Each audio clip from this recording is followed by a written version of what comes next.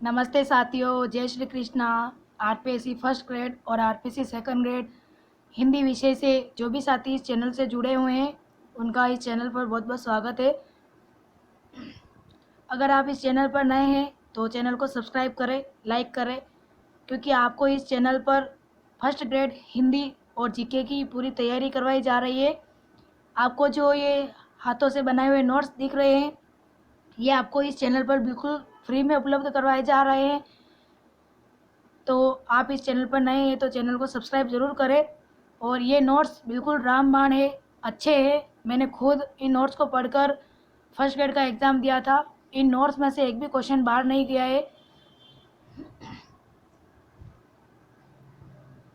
मैंने हिंदी की भी कुछ क्लासें ली है। अगर आपने वो क्लासें नहीं देखी है तो आप प्ले लिस्ट में जाकर वो क्लासें दे सकते हैं। और ये हमारे जीके में 4th क्लास है। ये हमारा चौथा भाग है। आज 3 क्लासें मैं पहले ले चुकी हूँ। अगर आपने उन क्लासों को नहीं देखा है तो पहले आप उन वीडियो को ज़रूर देखें, क्योंकि अगर आप डायरेक्ट इस वीडियो को देखेंगे तो आपको समझ में नहीं आएगा। और ये जो आपको मेरे हाथों से बनाए हुए नोट्स दिख रहे हैं ये आपको बिल्कुल फ्री में उपलब्ध करवाए जा रहे हैं। मैं जो भी यहाँ यूट्यूब पे पढ़ाती हूँ उसकी PDF टेलीग्राम चैनल पर पोस्ट करती हूँ। तो आप मेरे टेलीग्राम चैनल पर ज्वाइन हो जाइए और उस PDF के ज़रिए आप इन नोट्स को अपनी नोटबुक में उतार सकते हैं और अपने तैयारी को और अधिक मजबूत बना सकते हैं।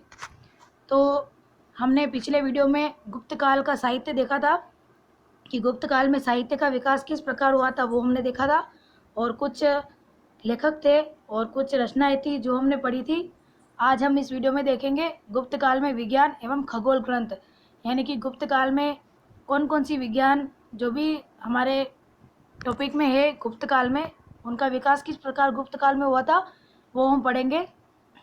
और देखिए, अगर आप फर्स्ट ग्रेड की तैयारी कर रहे हैं तो आपको सिलेबस ज़रूर देखना चाहिए, क्योंकि हमारे सिलेबस में साफ साफ टॉपिक दे रखे हैं कि हमें किस टॉपिक में क्या पढ़ना है।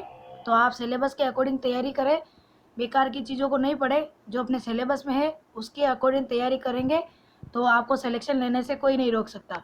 तो अब हम स्टार्ट करेंगे विज्ञान एवं खगोल ग्रंथ। पहला हम पढ़ेंगे आर्यभट्ट। आर्यभट्ट गणितज्ञ, वैज्ञानिक व ज्योतिषी भी थे ये। इनकी आयु कितनी वर्ष की थी? 23 वर्ष की थी। इनकी रचनाएं है आर्यभट्टियम, सूर्य सिद्धांत, 10 गीतिका और आर्याष्टा शतक। ये इनकी प्रमुख रचनाएं हैं। इनका जन्म, आर्यभट्ट का जन्म 476 ईस्वी में मगध के कुसुमपुर, जो कहाँ है, पाटलिपुत्र में पड़ता है, वहाँ हुआ था।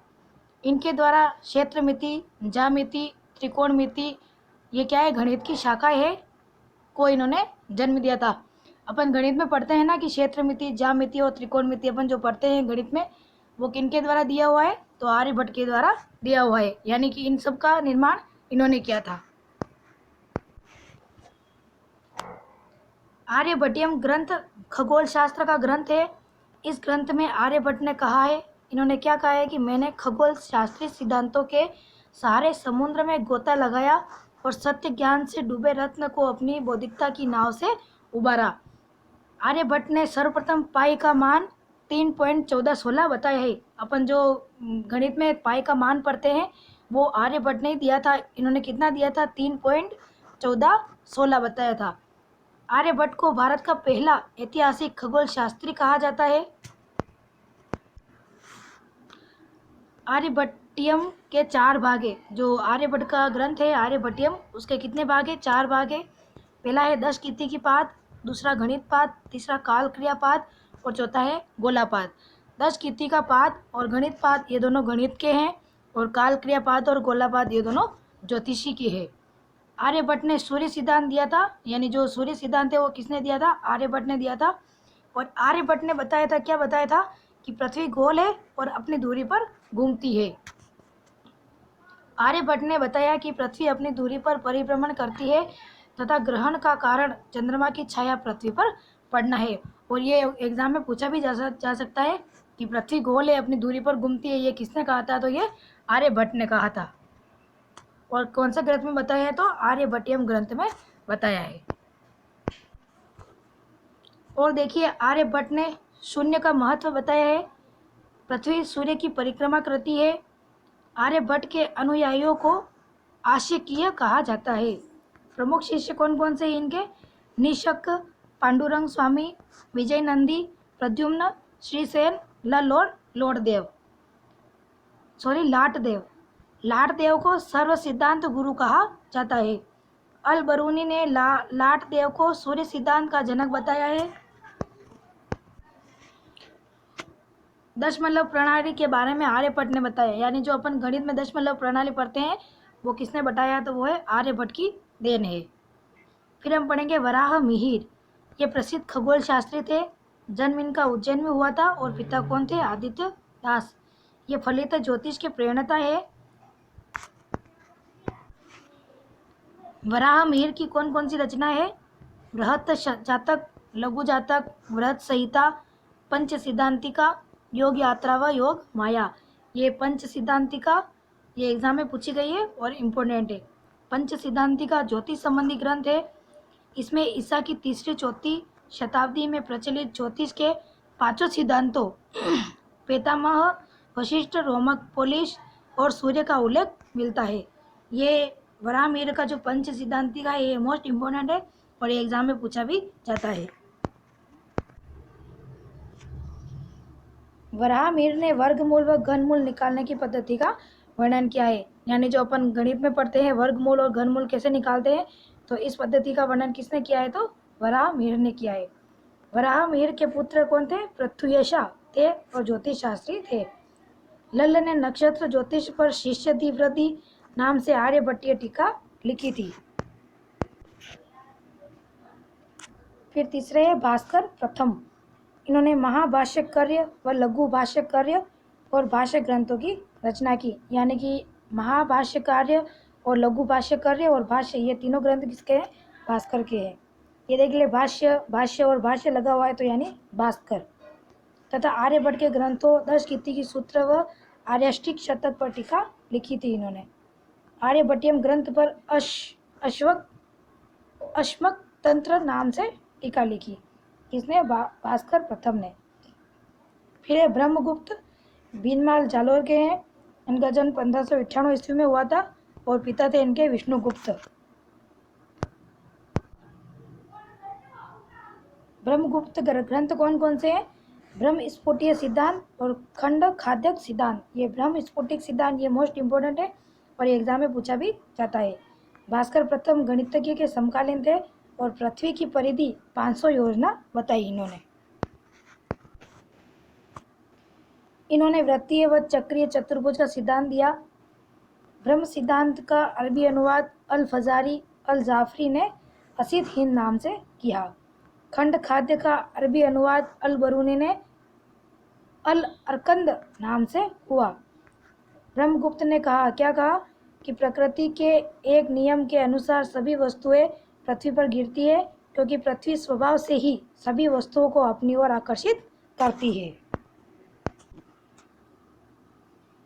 ब्रह्म स्फुट सिद्धांत में समय गणना खगोलीय पिंडों का अवलोकन करने वाले 9 खगोलीय उपकरणों का उल्लेख किया है।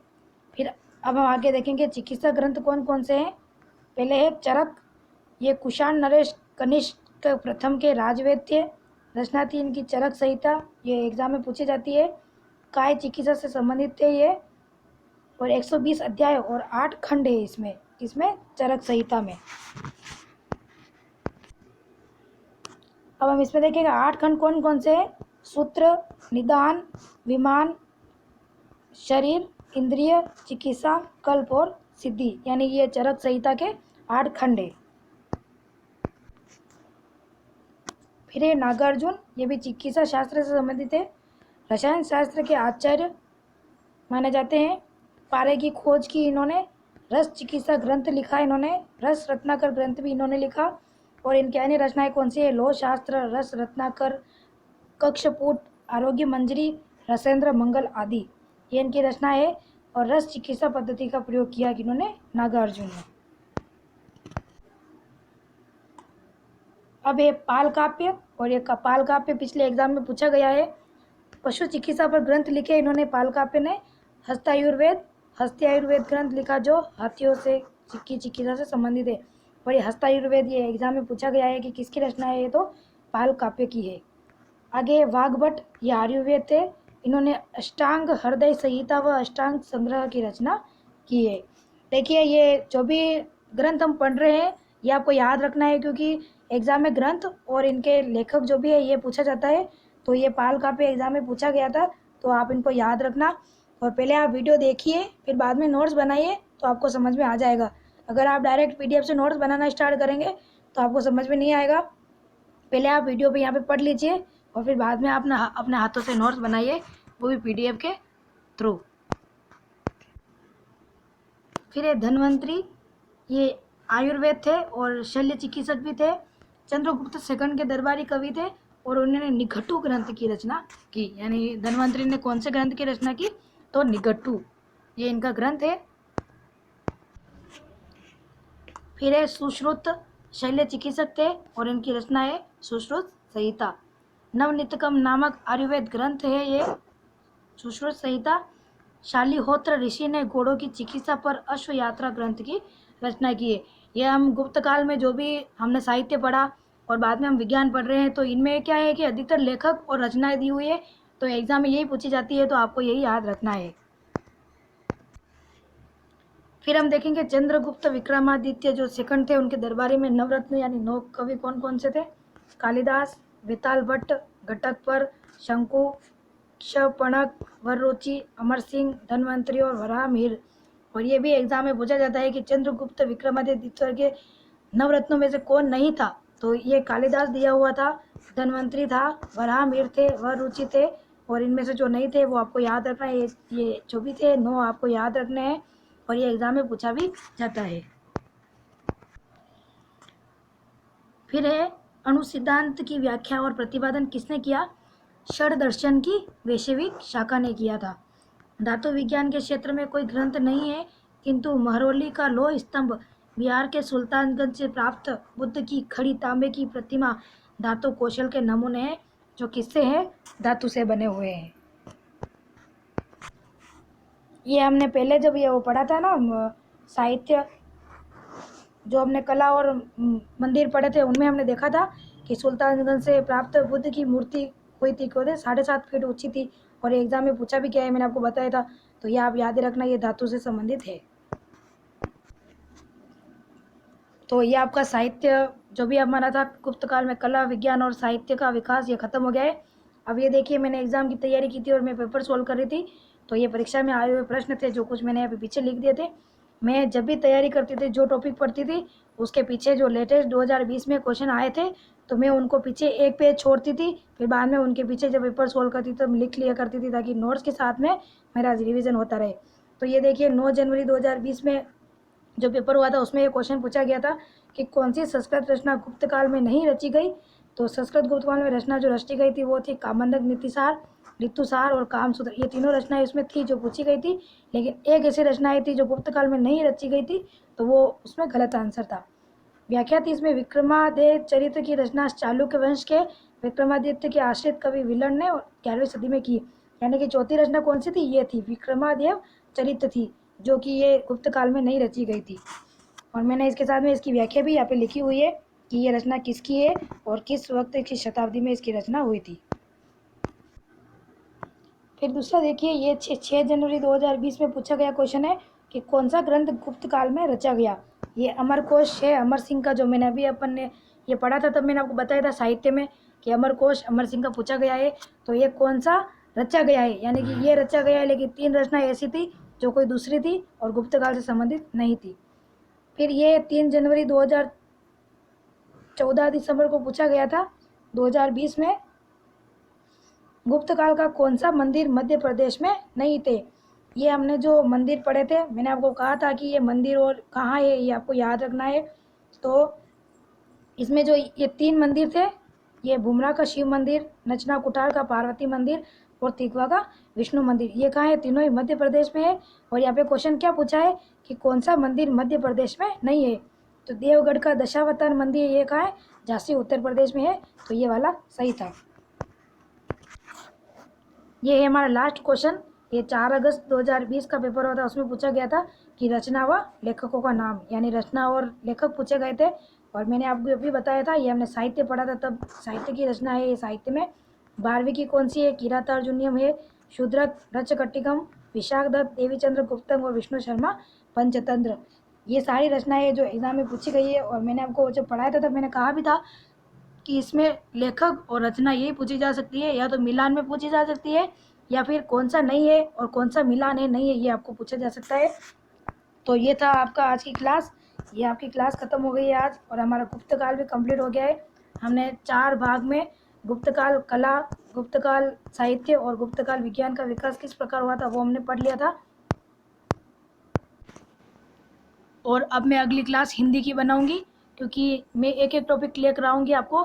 जीके में हमने गुप्तकाल कंप्लीट कर लिया है, और अब हमारा जो भी भक्तिकाल चल रहा था हिंदी में, और भक्तिकाल में जो भी टॉपिक छूट रहे हैं वो मैं आपको कंप्लीट कराऊंगी। लेकिन हिंदी में क्या है, आदिकाल बहुत बड़ा है, आधुनिक काल बहुत बड़ा है, तो उसमें कोई बात नहीं, मैं थोड़ा थोड़ा मैटर करके आपको पढ़ा दूंगी। लेकिन साथ में मैं अब ये जीके की क्लास भी लगूंगी, और जीके में हम एक एक टॉपिक कंप्लीट करेंगे, चाहे 3 दिन में होगा, चाहे 4 दिन में होगा, चाहे 2 दिन में होगा। मैं आपको हर एक ही दिन टॉपिक कंप्लीट करवाती जाऊंगी। अगर आप इस चैनल पर नए हैं तो चैनल को सब्सक्राइब करें, लाइक करें और बेल आइकन को प्रेस करें, ताकि मेरी हर आने वाली वीडियो सबसे पहले आप तक पहुंच सके। और देखिए, मैं आपको साथ में ये भी बताती रहती हूँ कि कौन सा एग्ज़ाम पूछा गया था और कौन सा पूछा जा सकता है, आरपीएससी किस प्रकार के क्वेश्चन बना सकती है, कौन सा पैटर्न है, मैं आपको सारा बताती हूँ, क्योंकि मैंने तैयारी की हुई है तो मुझे पता है।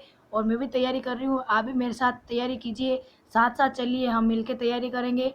आप नोट्स बनाइए, क्योंकि आपके ये नोट्स अभी आप बनाएंगे, अभी तो आपको ऐसा लग रहा होगा कि हम नोट्स नहीं बनाएंगे लेकिन बुक पढ़ लेंगे, लेकिन जब आप फर्स्ट ग्रेड का एग्ज़ाम देंगे और 3-4 महीने रहेंगे, तब आप खुद कंफ्यूज हो जाएंगे कि मैंने ये पढ़ा था, वो पढ़ा था, सारे भूल गया, कुछ भी याद नहीं है। तो उस समय आपके ये नोट्स ही काम आएंगे।